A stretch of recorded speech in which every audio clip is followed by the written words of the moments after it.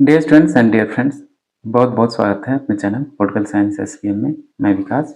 प्यारे साथियों, आज हम लोग एक नए वीडियो में जो आपका बीपीएससी टीआरई 4 और लगे हैं, साथ ही साथ जो बिहार एलिजिबिलिटी टेस्ट है, यानी बिहार पात्रता परीक्षा बीईटी, जो कि नेट के तर्ज पर ही ये परीक्षा आयोजित होने जा रही है, जिसके माध्यम से जो लोग नेट क्वालिफाइड नहीं है तो इस परीक्षा को उत्तीर्ण करके बिहार जो असिस्टेंट प्रोफेसर की रिक्रूटमेंट आ रही है उसमें आप अपनी भविष्य या अपनी क्षमता आजमा सकते हैं। हो सकता है कि कई लोग नेट के एग्जाम दे रहे हैं तो उनका क्लियर हो जाए, तो बिहार असिस्टेंट प्रोफेसर के लिए नेट और नहीं तो बेट में से कोई एक पात्रता आवश्यक है। तो अब बेट आप क्वालिफाई कर लेते हैं और ये बेहद मतलब कि जो बेट होगा वो नेट के अपेक्षा थोड़ा सा इसकी डिफिकल्टी लेवल थोड़ा सा कम होगी, तो इसलिए आप पीजीटी पॉलिटिकल साइंस की तैयारी के साथ साथ आप बीईटी पर भी ध्यान दें। उसी क्रम में आज हम लोग जो राजेश मिश्रा सर की पुस्तक है राजनीति विज्ञान समग्र अध्ययन, जो कि बेहद जानी मानी ये पुस्तक है आपके पॉलिटिकल साइंस में, राजनीति विज्ञान के क्षेत्र में कोई ऐसा स्टूडेंट नहीं जो इसके बिना यूजीसी नेट या हायर एजुकेशन क्वालिफाई कर सके, सब लोग रिकमेंड करते हैं। उसी पुस्तक को के माध्यम से आज हम लोग जो राजनीतिक सिद्धांत पॉलिटिकल थियरी का जो एक कंसेप्ट है आपका इक्वलिटी या समानता का सिद्धांत का अध्ययन करेंगे। इससे पहले वाले वीडियो में हम लोग स्वतंत्रता यानी लिबर्टी का हमने पढ़ चुका है और व्याख्यात्मक पढ़ रहे हैं। थियरी का ये वन लाइनर है, ज्यादा आपको समय नहीं गंवाना पड़ेगा, लेकिन बीपीएससी को क्लियर करने के लिए जरूरी है कि आप कंसेप्ट पे फोकस करें। अभी आपके पास टीआरई 4 के लिए समय है। चलिए आज हम लोग पीजीटी पॉलिटिकल साइंस के लिए इक्वलिटी का जो चैप्टर है, समानता का जो सिद्धांत है, उसको देखते हैं। ठीक, ये जो समानता का चैप्टर है बेहद महत्वपूर्ण है, हर बार कोई ना कोई एक प्रश्न जरूर आता है। चलिए पढ़ते हैं, इसको शुरू करते हैं। और प्लीज साथियों, आपसे रिक्वेस्ट है कि आप बिना कहे बिना रिक्वेस्ट किए आप चैनल को जरूर सब्सक्राइब करें। ठीक, और साथ ही वीडियो को लाइक कीजिए और शेयर कीजिए। और साथ ही अगर पेड पीडीएफ की आवश्यकता है किसी साथी को, तो आप इस व्हाट्सएप नंबर पे व्हाट्सएप कर सकते हैं। व्हाट्सएप नंबर है 9161701336। ठीक, इस पे आप व्हाट्सएप कर सकते हैं, जिसमें हम लोग आपको टॉपिक वाइज एमसीक्यूज और मॉडल पेपर, जो खासकर 5 ऑप्शंस वाले मॉडल पेपर है, उसको अवेलेबल कराएंगे, जो कि आपके एग्जाम की दृष्टि से बेहद महत्वपूर्ण होगा। चलिए बिना देर किए पढ़ते हैं। जो आपका समानता है, ये स्वतंत्रता की तरह समानता भी राजनीतिक सिद्धांत का महत्वपूर्ण विषय है। दोनों एक दूसरे की समानता का मतलब एक दूसरे के पूरक भी कह सकते हैं, या थोड़ी सी इनमें समानता भी है। और जो आपका राजनीतिक समझौता सिद्धांत के जो प्रतिनिधि विचारक हैं, यानी हॉब्स, लॉक, रूसो, और उसमें भी जो लॉक है वो कहता है प्रकृति का कानून सारी मानव जाति को जो केवल इसी से सलाह लेगी, यह शिक्षा देता है कि सभी के समान तथा स्वतंत्र होने के कारण किसी को दूसरे के जीवन, स्वास्थ्य, स्वतंत्रता अथवा संपत्ति को क्षति नहीं पहुंचानी जानी चाहिए। ठीक, तो ये यहीं से शुरू होती है समानता का सिद्धांत कि उदारवादियों के अनुसार कि समानता वैधानिक होती है। जो इक्वलिटी है आपकी, ये लीगल है, अर्थात व्यक्ति कानून नियमों के समक्ष समान माने जाते हैं। ये नहीं कि आप हर तरीके से समान जाए, कानून और नियम के संदर्भ में सभी पे समान रूप से कानून और नियम लागू में सभी को समान रूप से फॉलो करना हो। किसी को विशेषाधिकारों का मतलब कि पक्ष नहीं लेने दिया जाएगा या विशेषाधिकारों को प्रयोग नहीं करने दिया जाएगा सामान्य परिस्थिति में। एक तरफ से आगे पढ़ेंगे तो आपको पता भी चल जाएगा समानता विशेषाधिकारों का अभाव भी है। लॉक के अनुसार प्रकृति ने सभी मनुष्यों को समान व स्वतंत्र पैदा किया है। कोई व्यक्ति किसी दूसरे व्यक्ति के जीवन, स्वास्थ्य, स्वतंत्रता तथा संपत्ति को क्षति नहीं पहुंचा सकता। ठीक, अमेरिकी स्वतंत्रता घोषणा पत्र में कहा गया है कि सभी लोग जन्म से समान हैं और अमेरिकी संविधान के निर्माताओं ने भी मनुष्य को समान अधिकार दिया है। जो अमेरिकी घोषणा पत्र है, इसमें खासकर ये सभी लोग से समान रूप से जन्म से समान है, याद रखिएगा। ये अमेरिकी जो घोषणा पत्र उसमें कहा गया। ठीक, और वर्ष 1789 में फ्रांसीसी क्रांति के घोषणा पत्र में कहा गया कि मर्यादा और अधिकारों में सभी लोग जन्म से स्वतंत्र एवं समान है। ठीक, ये सॉरी, जो स्वतंत्र 89 फ्रांसीसी क्रांति है उसमें स्वतंत्रता, समानता और बंधुत्व का नारा दिया गया। ये कंसेप्ट भी वहीं से आता है।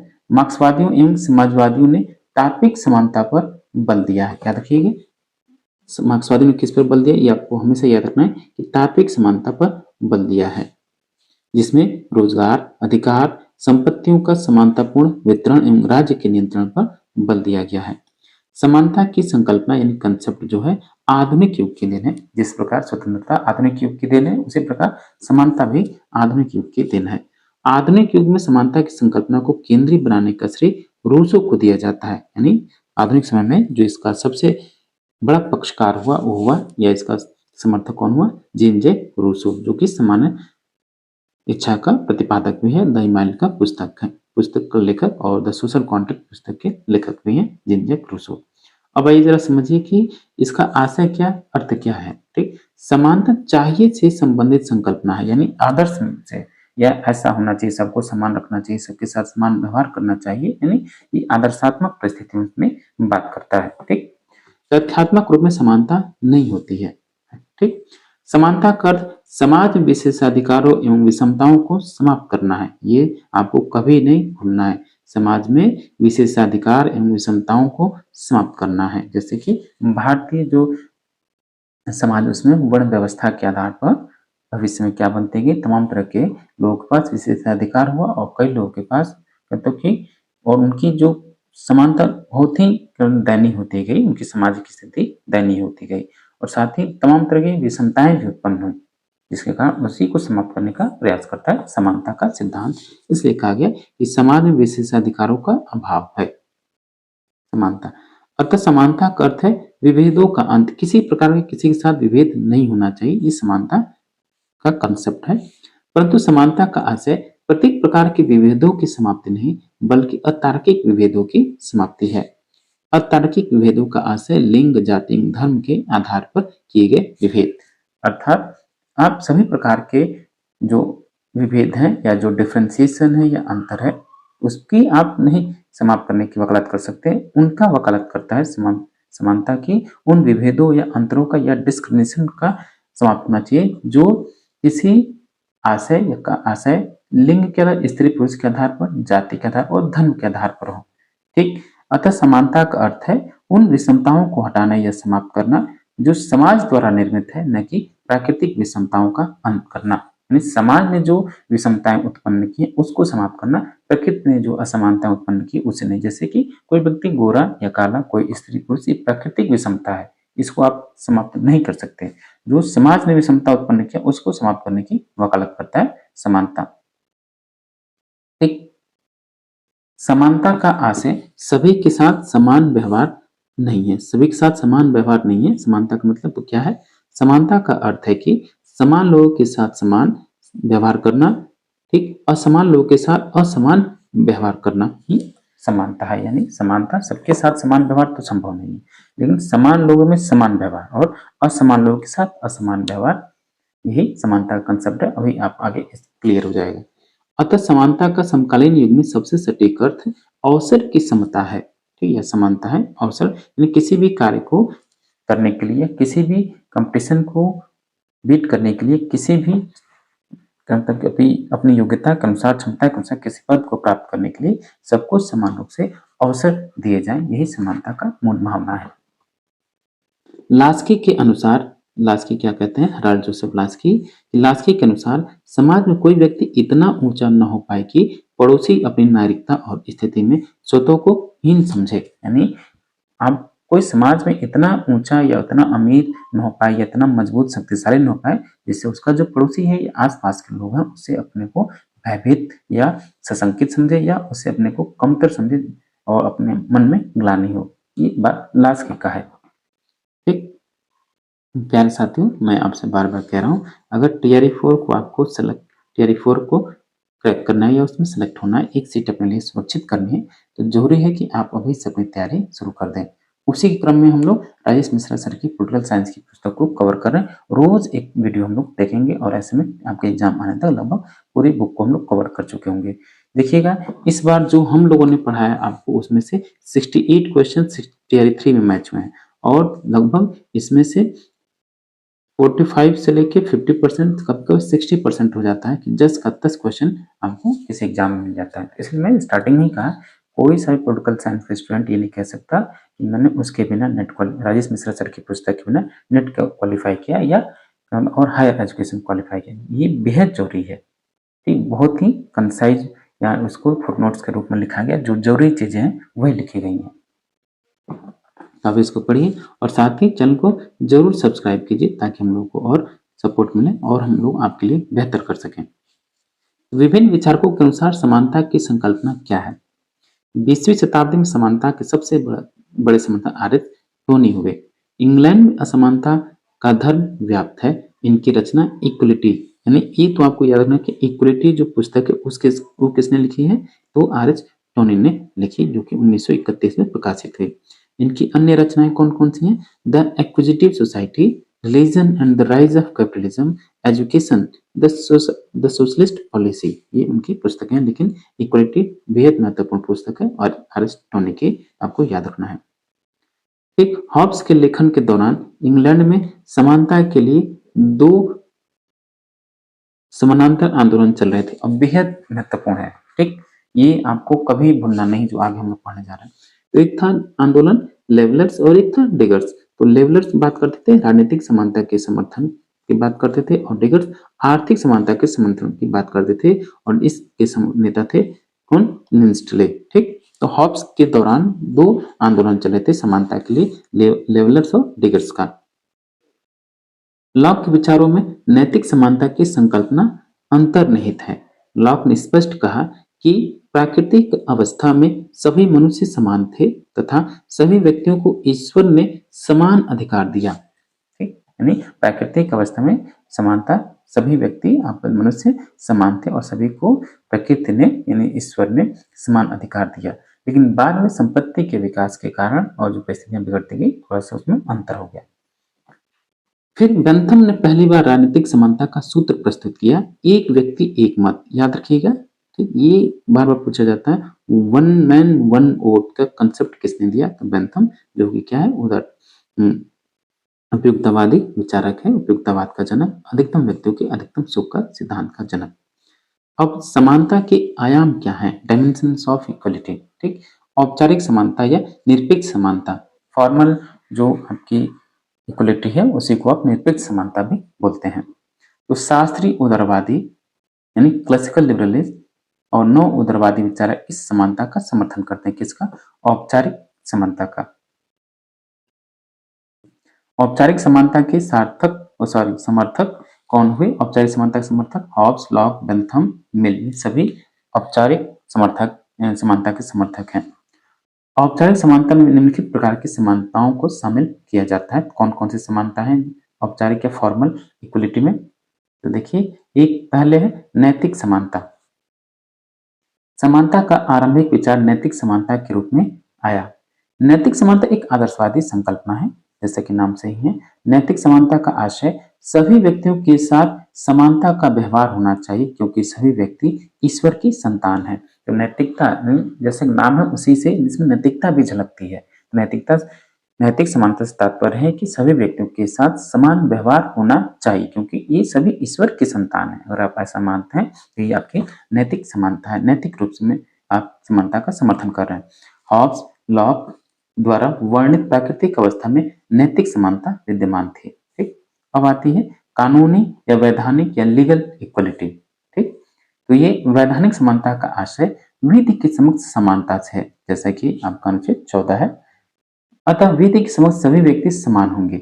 वैधानिक समानता के समर्थक लॉक, बेंथम, ऑस्टिन, मिल इत्यादि विचारक थे, ठीक। यानी जो कानूनी समानता है विधि के समक्ष, संविधान के समक्ष सभी व्यक्ति क्या है? समान रूप से समान है। फिर है सामाजिक समानता। तो इसमें समाज में धर्म, जाति और लिंग के आधार पर विभेद की समाप्ति होनी चाहिए। यानी समाज में जितने प्रकार के जो विभेद है जाति, धर्म और लिंग के आधार पर उसको समाप्त किया जाना चाहिए। ये सामाजिक समानता है, ठीक, समाज में विशेषाधिकारों एवं समताओं का अंत करना तथा अल्पसंख्यकों के अधिकारों की रक्षा करना सामाजिक समानता के अंतर्गत शामिल है। ठीक, राजनीतिक समानता क्या है, ये भी महत्वपूर्ण है। प्रत्येक व्यक्ति को राजनीतिक जीवन में सहभागिता का समान अवसर प्राप्त होना चाहिए या प्रदान करना ही राजनीतिक समानता है। प्रत्येक व्यक्ति को समान मत देने का अधिकार प्रदान करना, ये आपका राजनीतिक समानता। और इसने सर्वप्रथम बेंथम ने सर्वप्रथम एक व्यक्ति एक मत का विचार दिया। ठीक, आगे देखिए आर्थिक समानता की इसका समर्थन कल्याणकारी राज्य के समर्थक एवं समाजवादी विचारक करते हैं।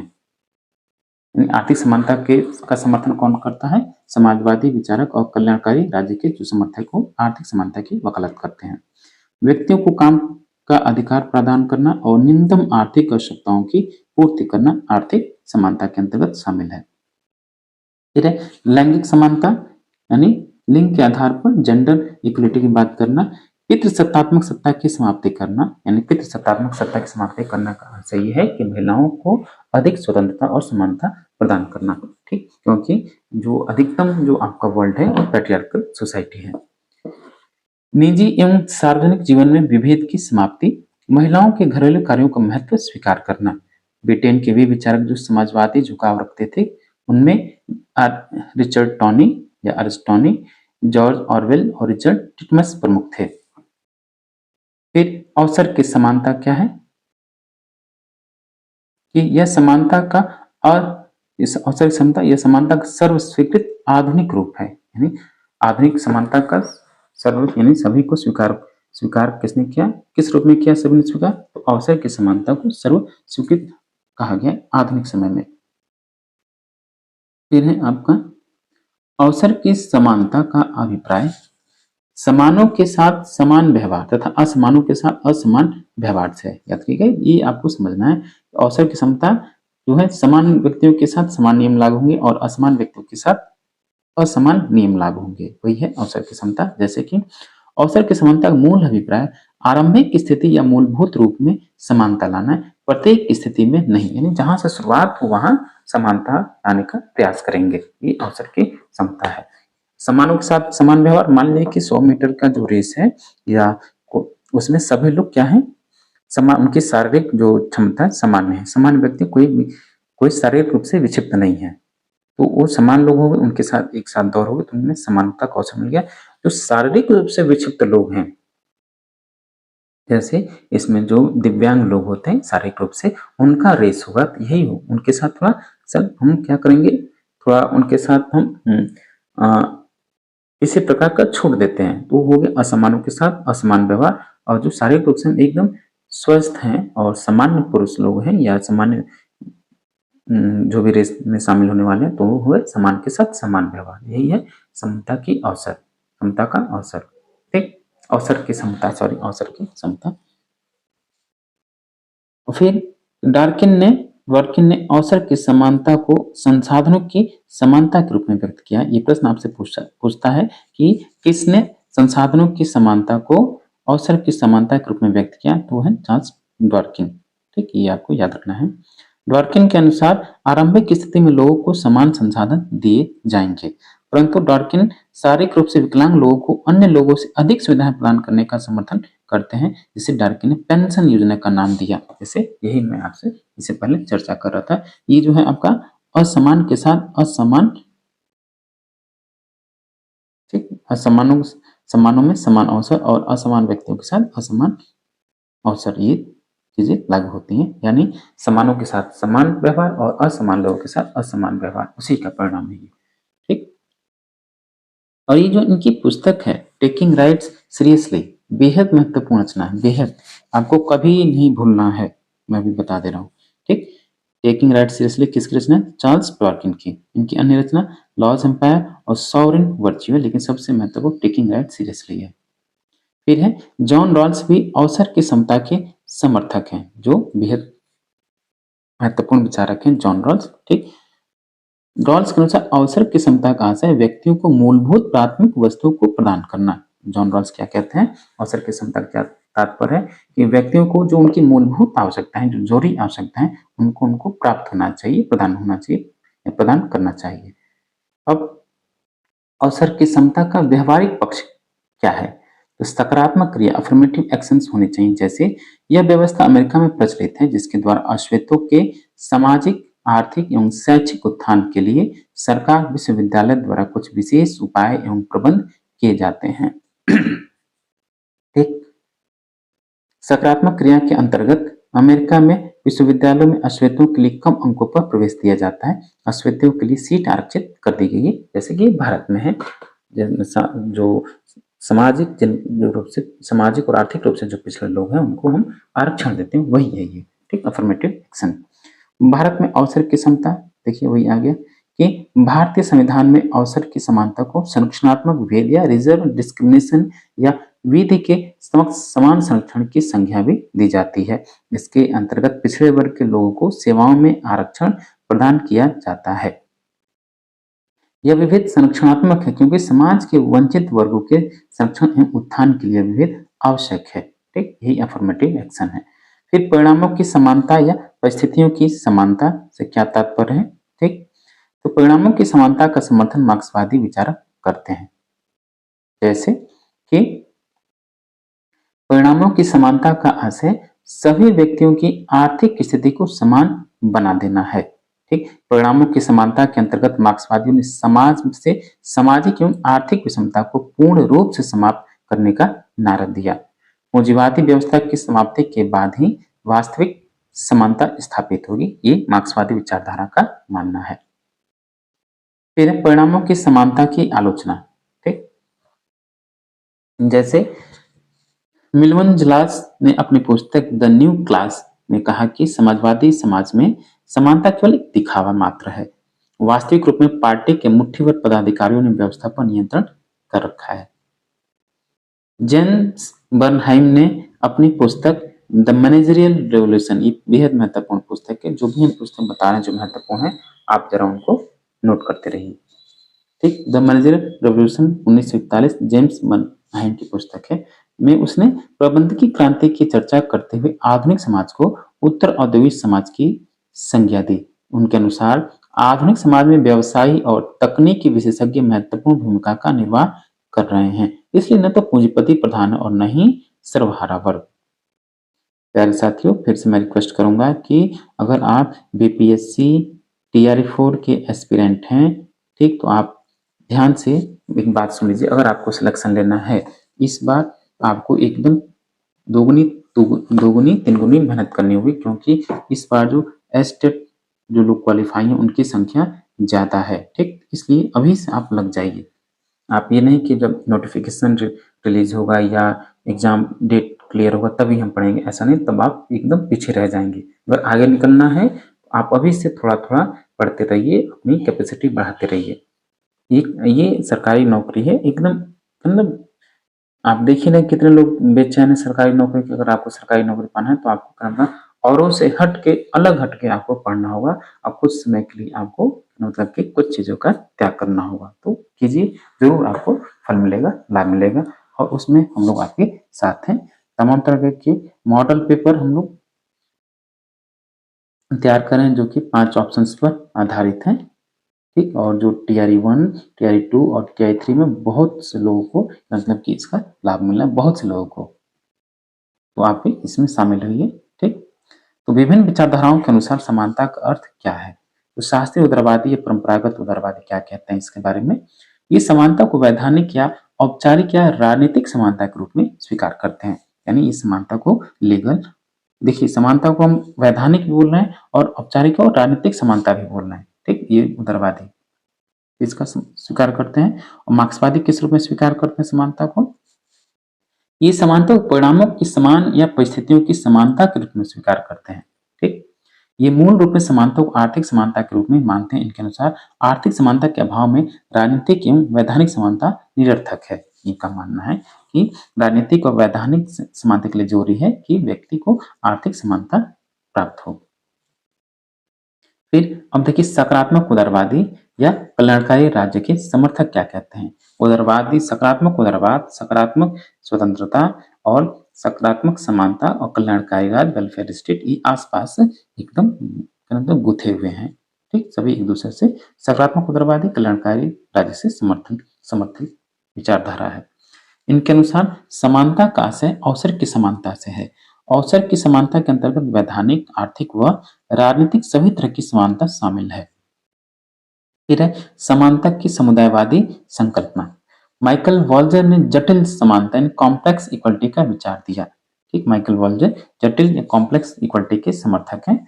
इनके अनुसार समाज में मूलभूत वस्तुओं के वितरण के भिन्न भिन्न मानदंड होने चाहिए। ठीक, ये कॉम्प्लेक्स इक्वलिटी के समर्थक में माइकल वॉल्जर, जो कि एक समुदायवादी विचारक हैं। प्रत्येक समाज के लिए एक समान वस्तुएं उपयोगी नहीं होती। इनके अनुसार सभी व्यक्तियों को समान मूलभूत सुविधाएं प्राप्त होनी चाहिए, परंतु प्रत्येक क्षेत्र में समानता संभव नहीं है। यानी प्रत्येक क्षेत्र में समानता स्थापित करना या समानता लाना संभव नहीं है। चार्ल्स टेलर भी समुदायवादी विचारक है, जो कि माइकल वॉल्जर भी हैं और टेलर भी। इनकी प्रसिद्ध रचना सोर्सेज ऑफ द सेल्फ है। ठीक, समानता की नारीवादी संकल्पना क्या कहती है? फेमिनिस्ट थ्योरी ऑफ इक्वलिटी किससे संबंधित है? जो नारीवादी विचारक हैं समानता के बारे में क्या अवधारणा रखते हैं? उनका मानना है कि जो उदारवादी नारीवादी हैं, उदारवादी नारीवादी सार्वजनिक क्षेत्र में समानता के समर्थक हैं, समान राजनीतिक अधिकार एवं शिक्षा अधिकार के समर्थक हैं। और उग्र नारीवादी जो रेडिकल फेमिनिस्ट हैं, वो क्या कहते हैं? उग्र नारीवादी निजी जीवन में समानता के समर्थक हैं। ठीक, नैतिक, वैधानिक, राजनीतिक व आर्थिक समानता आवश्यक है लेकिन पर्याप्त नहीं है। ये नारीवादियों ने पितृसत्तात्मक सत्ता का विरोध किया। पितृसत्तात्मक सत्ता का अभिप्राय सार्वजनिक क्षेत्र पुरुषों का होता है, जबकि निजी एवं घरेलू क्षेत्र में महिलाओं को दे दिया गया है। महिला इस निजी एवं घरेलू क्षेत्र में भी पुरुषों के अधीन होते हैं। महिलाओं के सामने नाम न होने की समस्या या पहचान का संकट होता है। घरेलू श्रम का कोई मूल्य नहीं है। सेक्स जैविक संकल्पना, ये भी बार बार पूछा जाता है। सेक्स और जेंडर में से जैविक संकल्पना कौन सा है, ये भी आपको पता होना चाहिए, पूछ देगा। ये आपके एनसीईआरटी में है कि जो इसमें से जैविक संकल्पना कौन सी तो जैव, और फिर जो जेंडर है वो सांस्कृतिक कल्चरल संकल्पना है। ये आपको समाज ने प्रदान किया है और ये प्रकृति ने प्रदान किया है। सेक्स दो ही है, एक है मेल और फीमेल, लेकिन जो स्त्री पुरुष इसने बनाया, किसने बनाया? जेंडर, ये जेंडर बेस्ड है, तो इसको जेंडर जो सांस्कृतिक संकल्पना है। परिधान, बड़े बड़े बाल का निर्धारण समाज या पितृसत्तात्मक समाज द्वारा होता है। ठीक, फिर है समानता का आशय क्या है? तो समानता का आशय उग्र नारीवादियों के अनुसार यह नहीं कि नारी को पुरुषों के समान बना दिया जाए, बल्कि नारीवादी मूल्यों को समाज में उचित स्थान दिया जाए। पुरुषों की बहादुरी और साहस को प्रभावी बनाकर प्रस्तुत किया गया है। ठीक, कैरोल पैटमैन ये भी फेमस विचारक है, फेमिनिस्ट थिंकर है। तो महिलाओं को पितृसत्तात्मक सत्ता द्वारा निजी क्षेत्र के तहत रखा गया है। कल्याणकारी राज्य को पितृसत्तात्मक राज्य की संज्ञा दी। ठीक, महिलाएं अभी भी प्राकृतिक अवस्था में है, सामाजिक समझौते में शामिल नहीं थी। कौन का? Carole Pateman. इनकी रचना feminist critique of public private dichotomy है। ठीक, बेट्टी फ्रीडन क्या कहते हैं कि महिला मुक्ति की जन्मदाता कौन है? बेट्टी फ्रीडमैन। द्वितीय चरम नारीवादी आंदोलन रेडिकल फेमिनिस्ट बोलते हैं का आधार किसने रखा? बेट्टी फ्रीडमैन। इनकी रचनाओं के क्या क्या नाम है? द फेमिनिस्ट मिस्टेक और the second stage. The feminist mistake और द सेकेंड स्टेज किसकी रचना है? बेट्टी फ्रीडन की। मुख्य समस्या नाम न होने की समस्या महिलाओं के समक्ष विद्यमान। मुख्य समस्या क्या है? नाम न होने की समस्या। ये कोई सभी काम करती हैं तो इनका कोई नाम नहीं होता है, चाहे वो घर का काम हो। ठीक, वो ना कोई काम नहीं, बस पुरुष बाहर से या अपना जो काम करता है उसकी दबदबा, वो कुछ भी काम करता है तो उसी के नाम, यहाँ तक कि जो उसकी मतलब कि उसका जो जीवन है या पहचान है पुरुष की वजह से भी, पुरुष के नाम के द्वारा उसकी पहचान है। कैट मिलेट नारीवादी राजनीति दिन प्रतिदिन की राजनीति है। बेहद महत्वपूर्ण कोट है कैट मिलेट का कि दिन प्रतिदिन की राजनीति नारीवादी राजनीति है। द सेक्सुअल पॉलिटिक्स इनकी फेमस पुस्तक है, ये याद रखना है आपको। ग्रीड की प्रसिद्ध रचनाएं sex and destiny, the female यूनक, किसकी है? जर्मन ग्रेड की। ठीक, साइमन द बुआ बेहद महत्वपूर्ण, बेहद महत्वपूर्ण। साइमन द बुआ का प्रसिद्ध कथन, महिलाएं पैदा नहीं होती बल्कि बनाई जाती हैं। ये साइमन द बुआ की फेमस कोट है, कभी आपको भूलना नहीं है कि महिलाएं पैदा नहीं होती बल्कि उन्हें बनाई जाती है। कैसे? कि किसी की बाल बाल बढ़ाना या कान में कुंडल पहनना, नाक, ये तमाम तरह के मेकअप वगैरह करके, चूड़ी पहन के, ये ऐसे लोग तर्क देते हैं। इस तरह से महिलाएं पैदा नहीं होती बल्कि इनको बना दिया जाता है। ठीक, इनका प्रसिद्ध कथन है कि व्यक्तिगत ही राजनीति है, द पर्सनल इज पॉलिटिकल। ठीक, 1970 इनकी पुस्तक भी है और सबसे बेहद महत्वपूर्ण जो पुस्तक इनका, द सेकंड सेक्स। ठीक, ये आपको भूलना नहीं है। फिर वर्जीनिया वुल्फ क्या कहते हैं कि महिला होने के नाते मेरा कोई देश नहीं है, कोट के रूप में आता है। कौन कहता है कि महिला होने के नाते उसका दुनिया से कोई वास्ता नहीं है, दुनिया में उसकी कोई स्थान नहीं, क्यों? महिला होने के नाते। तो ये कोट है आपका वर्जीनिया वुल्फ का। The room of one's own, ये प्रश्न पूछा जा चुका है टियर 1 में। The room of one's own किसका है? ये है आपका वर्जीनिया वुल्फ। ठीक, मारिया डल्ला कोस्टा इटली, मरियोसा डेला कोस्टा इटली की हैं। महिलाओं को उनके घरेलू कार्यों के लिए वेतन प्रदान करना चाहिए, डिकोस्टा का ये कोट है। ठीक, कैरोन गिल्गन का क्या कहना है? इनकी कौन सी रचना? A different voice. ठीक, मनोवैज्ञानिक दृष्टिकोण से लड़कियों का लगाव माँ से होता है जबकि पुरुष अपनी पहचान स्वतंत्र रूप से बनाना चाहता है। इन्होंने देखभाल की नैतिकता, एथिक्स ऑफ केयर का विचार प्रस्तुत किया जो रॉल्स की न्याय की नैतिकता से अलग है। एलेस्टीन क्या कहते हैं कि इनकी रचना पब्लिक मैन प्राइवेट वुमन है, महिलाओं के पास केवल घरेलू कार्य है, शोषण का कारण सेक्स नहीं जेंडर है। ठीक, इनका कहना है। आयरिस मेरियम यंग ने क्या कहा कि justice and the politics of difference नामक प्रसिद्ध रचना लिखी। इनकी अन्य रचनाएं इंक्लूजन एंड डेमोक्रेसी है, ऑन फीमेल बॉडी एक्सपीरियंस। ठीक,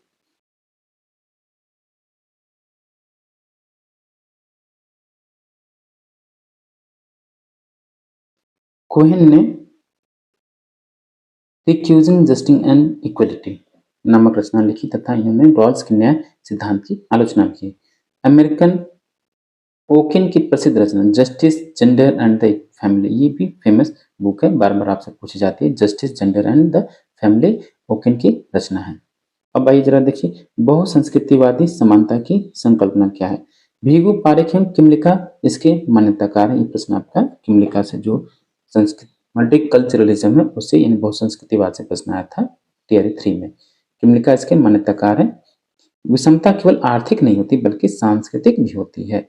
समूह विशेष के अधिकारों की मांग करते हैं, पहचान की राजनीति का समर्थन करते हैं। किमलिका के अनुसार विभेदीकृत नागरिकता, डिफरेंशिएटेड सिटीजनशिप, प्रत्येक समूह की विभिन्न विशिष्ट आवश्यकताएं एवं लक्ष्य होते हैं। अल्पसंख्यकों को भी समाज में आत्मसम्मान प्राप्त होना चाहिए। किमलिका के अनुसार अल्पसंख्यकों की सांस्कृतिक पहचान बनाए रखने पर विशेष बल देना चाहिए। मिरियम यंग के अनुसार विभेद की राजनीति, पॉलिटिक्स ऑफ डिफरेंस का अर्थ केवल लोगों को अधिकार प्रदान कर देना नहीं है बल्कि उनके प्रति व्याप्त पूर्वाग्रह और विभेद को भी समाप्त करना है। सामान्यतः ब्रिटिश और अमेरिकी समाजों में एशियाई मूल्यों को ये दृष्टि से देखा जाता है। अब देखिए समानता के विरोधी विचारक कौन कौन से हैं। अरस्तु ने असमानता को प्राकृतिक माना है। ये बार बार क्वेश्चन आपसे पूछा जाता है। असमानता का समर्थक कौन हुआ? तो अरस्तु हुआ। ठीक, यह समानता का विरोध भी यही है। लॉर्ड एक्टन के अनुसार समानता की आशा ने स्वतंत्रता को निष्फल बना दिया है। ये कोट आपको कभी नहीं भूलना है लॉर्ड एक्टन का, कि समानता की आशा ने स्वतंत्रता को निष्फल बना दिया है। ठीक, डी टॉकविले क्या कहते हैं? समानता का आशय बहुमत की निरंकुशता है। ठीक, समानता का आशय बहुमत की निरंकुशता है, लॉर्ड एक्टन का कोट और डी टॉकविले का कोट हमेशा आपको याद रखना है। नहीं विश्वास होगा तो आप टीआरई 1 और टीआरई 2 और टीआरई 3 का क्वेश्चन पेपर उठा के देख लीजिए, या किसी भी पीजीटी पॉलिटिकल साइंस का क्वेश्चन पेपर उठाकर देख लीजिए। ठीक, फिर है पेरेटो, मोस्का एंड मिशेल जैसे अभिजनवादियों ने समानता का प्रबल विरोध किया है। ठीक, समकालीन विचारक क्रिस्टोल बेल ने योग्यता आधारित संकल्पना यानी जस्ट मेरिटोक्रेसी की संकल्पना का समर्थन किया, जिनके अनुसार वर्तमान समाज में भी विषमता व्याप्त है, लेकिन यह विषमता योग्यता, कौशल और उपलब्धि के आधार पर है। ठीक, माइकल यंग ने अपनी रचना द राइज ऑफ मेरिटोक्रेसी में योग्यता तंत्र की आलोचना की तथा योग्यता आधारित संकल्पना की भी आलोचना की। उदारवादी कभी भी परिणामों की समानता की बात नहीं करते हैं। ठीक, यार साथियों, फिर से मैं कहूँगा प्लीज़ आप चैनल को सपोर्ट कीजिए और वीडियो को लाइक कीजिए और शेयर कीजिए और प्लीज़ सब्सक्राइब भी कीजिए और बेल आइकन भी प्रेस कीजिए। ठीक, जितना आप लोग हम लोगों के साथ रहेंगे हम लोग को उतना ही कॉन्फिडेंस बढ़ेगा, हम लोग और बेहतर आपके लिए कार्य कर सकें ताकि आपका सिलेक्शन हो।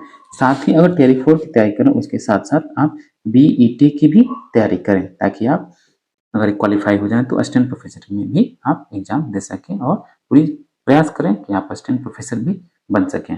ठीक, ये समानता के बारे में कुछ इंपॉर्टेंट फैक्ट हैं, आप इसको देख लीजिए। ठीक, प्लेटो तथा अरस्तु ने समानता का विरोध किया है। ठीक, ये भी एक चीज है। अरस्तु ने समानता का अर्थ अनुपातिक समानता की अवधारणा के रूप में व्यक्त किया जिसका अर्थ है समकक्षों के मध्य समानता। ये बार बार आपसे पूछा जाता है कि अनुपातिक समानता का समर्थन किसने किया। ठीक, फिर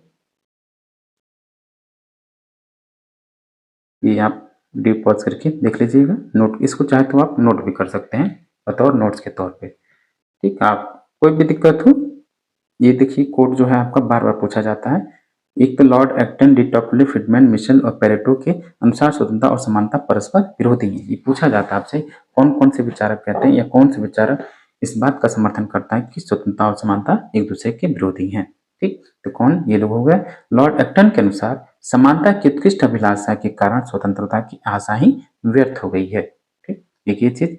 Harrington, Maitland, Hume, Godwin, Rousseau, Barker, Laski के अनुसार स्वतंत्रता और समानता एक दूसरे के पूरक है न कि विरोधी। ठीक, विरोधी और पूरक ही आपको याद रखना है कौन कौन से। अक्सर लास्की से संबंध पूछता है और इधर लॉर्ड एक्टन है तो डी टॉकविले। लास्की के अनुसार स्वतंत्रता समानता के बिना एक सीमित या गुंबद सुराह के समान होगी और समानता स्वतंत्रता के बिना अर्थहीन हो जाएगी। ठीक, तो ये तो कुछ इंपॉर्टेंट फैक्ट था स्वतंत्रता के बारे, समानता के बारे में। आप इसको अच्छे से नोट कर लीजिए, पढ़ लीजिए, समझ लीजिए। ठीक, और चलते चलते फिर से मैं आपसे एक बार गुजारिश करूंगा कि अब तक अगर चैनल को आपने सब्सक्राइब नहीं किया है तो जल्दी से जल्दी सब्सक्राइब कीजिए और बेल आइकन भी प्रेस कीजिए और लाइक कीजिए और वीडियो को अधिक से अधिक शेयर भी कीजिए। ठीक, चलिए, थैंक यू फॉर वॉचिंग, मिलते हैं आपसे नेक्स्ट वीडियो में।